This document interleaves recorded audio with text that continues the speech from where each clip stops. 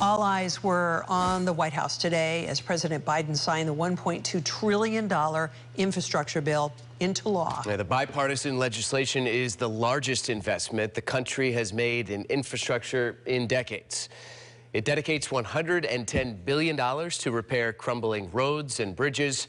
The package provides $39 billion for public transit and $66 billion just for rail, which is expected to lead to the largest expansion in Amtrak history. There will also be $7.5 billion invested into the national network of electric car charging stations.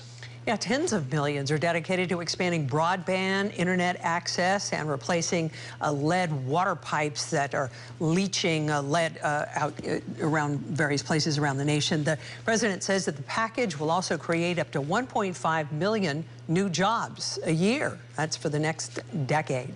The Bay Area had strong representation at today's signing of that infrastructure bill. San Jose Mayor Sam Liccardo and Oakland Mayor Libby Schaaf were on hand at the White House. Chronicler's Dan Thorn is live for us in the newsroom tonight. He joins us with reaction from Mayor Liccardo. Dan, what's he have to say? Well, Vicki and Grant, the mayor is really applauding the two sides, Democrats and Republicans, for coming together to get something done. The largest chunk of this money for spending is going to California, which is good news for improvement projects like you mentioned, roads, bridges, and of course the electric grid that need funding. Mayor Liccardo says this is also a big win for a greener future.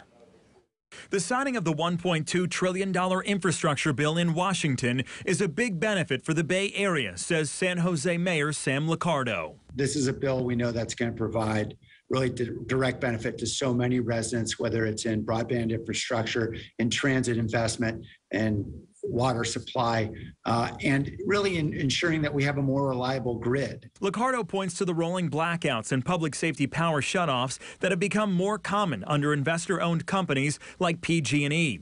The mayor says billions of dollars in this new bill will help make the state's electric grid more reliable and also cleaner. That seems to be an issue that not a lot of folks pay a lot of attention to, but it's really critical for us as we make a transition into a clean energy future.